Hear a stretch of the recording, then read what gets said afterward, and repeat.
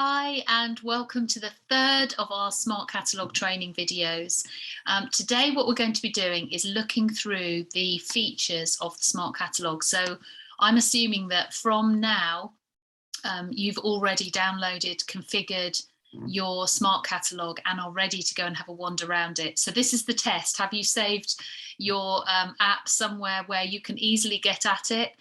If you haven't, then probably now's a good time to kind of get that sorted and find where you've put it, and then we're ready to go. So there are various different features to explore in the Smart Catalogue, and what we're going to do is start with the favorites, so the favoriting option that is available. So when a customer downloads your app to your Smart Catalogue, the favourites that they select will be stored, and then they can alter them. And a couple of us as leaders have put together some reasons why that favourite list might be used. So for this time of year, one of the things that I'm promoting with customers is that this is their own gift list, things that they'd like people to buy for them for Christmas and the festive season. And it may well be that they would like to, over time, just keep coming back and browsing the catalogue and making a bit of a list of products that they would like. Maybe those are repurchases of things that they've already bought and they need fresh supplies. Maybe it's the gift sets, whatever. But also, actually, that's not just for this festive season. That could be a birthday list. It's a beautiful way of collecting things that somebody would like, a mother-to-be would like for a baby shower, and also actually for a wedding list. I recently gave Neil's Yard Remedies products to a newly marrying couple. So just think in terms of gifts, their wish list of things that they'd like to be given.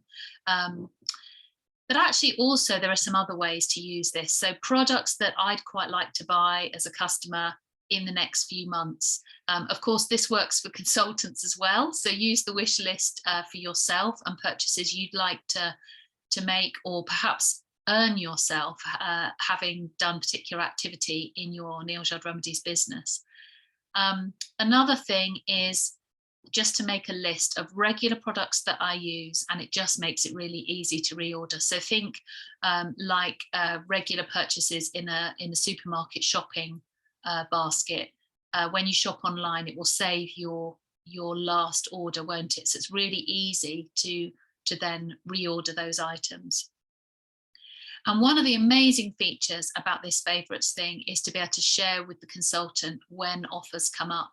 So for when offers come up. So let me give you an example. I have a customer who buys the products regularly, and she then sends me the favourites list.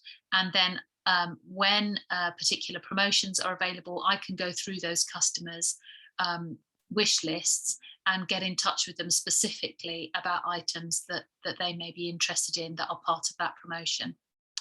So before we go on to any of the other features, let's take a look at the favourites. I'm going to stop the presentation for a moment, and we can go into my Smart Catalogue and I'll show you what this favourites option is about. So the catalogue's loading. And what's nice is the favourites come up in this little, looks like a piece of paper or a bookmark with a heart in the middle of it. So it's a really obvious one. And if I come away from it, you'll see there's no label on that at the moment, other than the fact that I've got 2 favourites in my list at the moment. But if I hover near it, it reminds me again what that list is about. So whilst I can click through the catalogue and work my way through to the products, I might want to browse these pages, and I'll come back to some of those in a minute. I'm just going to flick through to a few pages here. If yours, like mine, takes a little while to load, if you click on the page itself, the image quite often comes up. It's just because I flicked through the pages quickly. Sometimes the internet just takes a little bit of time to get going. So let's say, for instance, on this page, it says there are 26 items to view on this page. And I can either click on the view button in the pop-up that came up, or I can go to this book at the side, which, as you can see, has got a magnifying glass on it to help you view the items closer. So whilst you've got those lovely marketing images that we described, where you've got the whole of the Rose collection here on page 19, I want to look at the specific items that are available across these two pages. So let's go through to some of the Rose products, because that was the page I happened to mention. This is the frankincense page, and here we go. Here are some of the Rose products. So if I think, oh, Rose Daily Moisture, I don't really know about Rose Daily Moisture, I can click on the more information, and what it does is it comes up with the information that's basically on your replicated website, but it just gives more detailed information than you can see on the actual catalogue page. And I can either favorite it here by clicking that button, or I can go back to this image here and favorite it here. So let's just do that. I'm going to add that, and it tells me that I've favorited that Rose Daily Moisture. Why does it have 26 items? Well, we're going to come back to that in a minute. Let's just make another purchase on the road, or purchase another favorite on here. Here we go, a firm favorite, Rehydrating Rose Facial Polish. I'm just going to favorite that as well. Actually, let's unfavorite that and do it the other way. So go to more information. It tells me I've unfavorited, and now if I favorite it again, it tells me that I've favorited it. And I can either click on this bar here, or I can click the close button to get out of that image. So I'm just going to go and do that. Okay, so to get that bar to go away, if you click back on the catalogue, it goes back to the original screen. And you can see that I've got 4 favourites in my list. So let me just go to here. There's the Rose Daily Moisture. These are 2 products that I'd saved previously, and there's the Rose Facial Polish. And what it does is it gives me the option to send that list to my consultant. So if I just click on that now, this is amazing. I've got no idea how it manages to do this. Oh, let's just get rid of all of that. What it does, oh, sorry, it's gone all the way to my other emails. It's said, I'm interested in the following products, and it's listed those things there in that email. So I can then send that to my, what it's done there is it's selected me, because obviously the catalogue is configured to me. So a customer can go on there and send you their favourites list. But as you'll have noticed, let me just shut that mail down so it doesn't keep popping up. As you'll have noticed, the list had already saved the 2 items that I put in there previously when I went in. So that's just a good example of when the favourites are saved for the next time you come back and browse. So really, really lovely option. So we're going to leave the catalogue open and just go back to the presentation, and there are the reasons for favoriting. So I would absolutely make a note of those so that you can be talking to your customers about that, positioning this favourites list in different ways, in different conversations at different times of the year. So what else to explore in your Smart Catalogue? The share options. So what I'm going to do is I'm just going to go through the different features, and then instead of going backwards and forwards between the presentation and the catalogue, we'll list them all, and then we'll go and explore them all in the catalogue. So they're able to share your catalogue, they're able to make contact with you, and there are various ways that they can do that. There's a table of contents in the catalogue, so if they want to go to a particular part of our range, they can do that. There's a link to your replicated website. So at the moment, they're not able to purchase through the Smart Catalogue, but that's coming within the next couple of months. So that will be a feature, but at the moment, they're able to go to the replicated website and make their purchases there, or obviously be in touch with you. And that we've already talked about. That's where you view the items and find out more information about the favorites, about the different items that are on view, but I didn't show you about the sorting, so I'll show you that in a minute as well. And then there's a zoom in and out, which is particularly useful when you're on a phone rather than a laptop, because obviously the print is a lot smaller. So let's come out of that for a moment and just go back to the Smart Catalogue and just go back through these options. So I like the share button. That's actually this funny one here on the side. Because if you think about it, that little dot is like you sharing with 2 other people, or it's your customer sharing with 2 other people. And there are various ways that you can share the catalogue. So it comes up with the selection of ways that that's possible. We don't have facility to share direct to Instagram, but what you can do is put the link to your Smart Catalogue in your bio and obviously in any posts you want to. So if I just go back to the presentation, I've actually just got an image of a couple of the ways that of what this looks like when you share across. So that is when I want to share the catalogue with somebody else. This is what comes up. So I have shared the catalogue to Facebook. So you can see that the group that it's going to is my customer group. And I've just written this message here. Here's the link to my new Smart Catalogue. Do take a look and download the app for ease of access in future.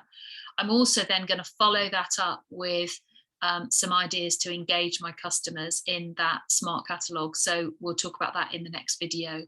But it just gives you an idea of what that catalogue, what that Facebook share looks like. And when you're sharing when the customer's sharing the catalogue link by email, this is what comes up. So actually just really basic information. And then I think the text in that may well be changing. We're making a couple of tweaks to that, but obviously the customer is able to put whoever, or you as a consultant are able to put in whoever you want to share that with just here. But the link, of course, to the catalogue will come up.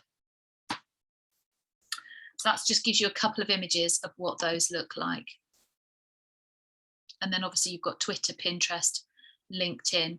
And those are all things that come up as possibilities for your link connection when you are configuring your catalogue. So you're able to enter your Facebook, Twitter, Pinterest, LinkedIn and email details, which you'll know because you'll have configured by now. Okay, so that's one of the features there. That's the share button.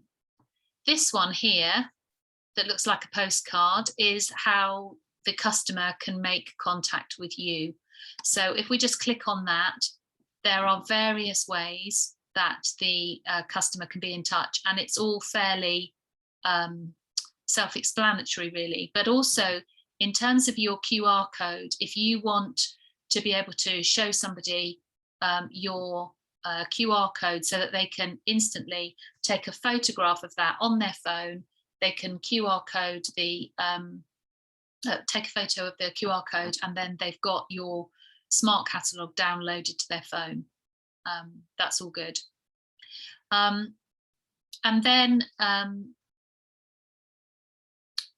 all the other, you can add your social media elements, that's all done in the configuring, but also down here you've got the options for different ways to connect with the consultants. It's not just to email the favorites list, obviously that's at the top, but they might want to go straight to my replicated website. That's another way of doing that in here. Be interested in hosting or joining.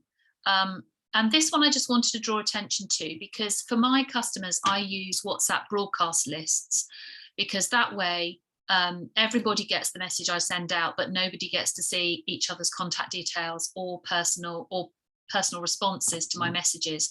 So it doesn't do everybody's heads in with all the pings of notifications, and it just means I can pick up the conversation when they reply in a really personal and individual way.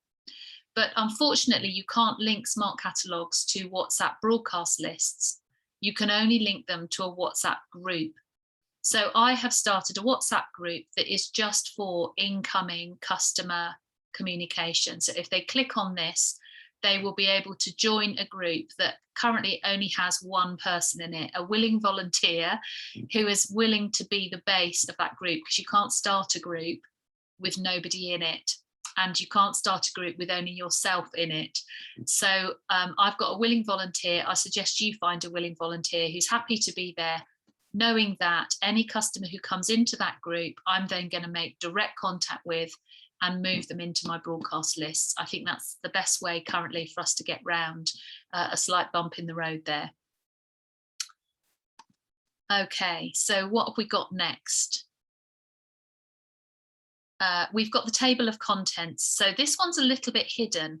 It's this little, almost like a bookmark here. It's not unlike the favorites image there, but if I click on it, you'll see that a table of contents comes up at the side, and you can pull that across and pick any page you like. So I'm going to go for Women's Balance, one of my favorites at the moment, and what it does is it takes me directly to that page. If I want to look at Mother and Baby, it flicks through, and obviously that's going lots of pages forward, and there's our Mother and Baby page there on the left. And as you can see, the table of contents can be dragged around for whatever view is helpful. And then to get rid of it, you just click on the little cross in the corner. Okay, the link to the replicated website is here. I'm not going to click on it because I want to stay in the catalogue, but you know what the replicated website looks like. If somebody wants to go there to shop, that's all good too. And then just to come back to this view the items function, if I just go to here, what this does is it just lists all the products that are on the page, but you can sort the items here, A to Z or Z to A. So it's just an additional function if anybody wants to do that. And then last but not least, say for instance, the text on this Mother and Baby page is a bit small. I can zoom in here to make the text bigger, or if I want to home in on a particular product, I can do that too. So you've got the in and the out function here at the bottom, if anybody needs it. There is a print option here, but I'm not sure I'd want to print the catalogue. Why would I? And then this one is quite useful. This is the settings. So in terms of the sounds of the catalogue flicking, and then later when we've got video pop-ups, somebody might want to adjust the sounds, and also increasing or reducing the lighting according to people's preferences. Okay, so what we're going to do in the next video, when you feel confident about exploring this with yourself and exploring all the functions that you've got with your Smart Catalogue, is how you share it with your customers and the positioning of that and what to say. So I hope you enjoy looking around your Smart Catalogue, and I'll see you in the next video.